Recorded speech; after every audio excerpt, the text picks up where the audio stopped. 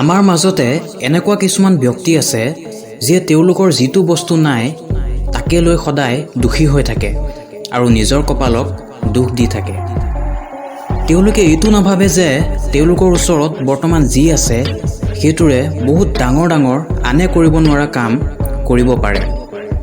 জীৱনত কেতিয়াও হাৰ নমনা তেনেকুৱা এজন ব্যক্তি আমাৰ মাজতে আছে যাৰ নাম জায়ন ক্লাৰ্ক।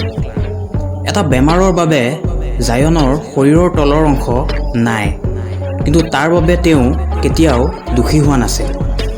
তেওঁ ভৰি নথকা স্বত্তেও হাতেৰে দৌৰি পৃথিৱীৰ ভিতৰত আটাইতকৈ বেগেৰে হাতেৰে দৌৰা ব্যক্তি হিচাপে গিনিজ বুক অৱ ৱৰ্ল্ড ৰেকৰ্ডত নিজৰ নাম অন্তৰ্ভুক্ত কৰিছে।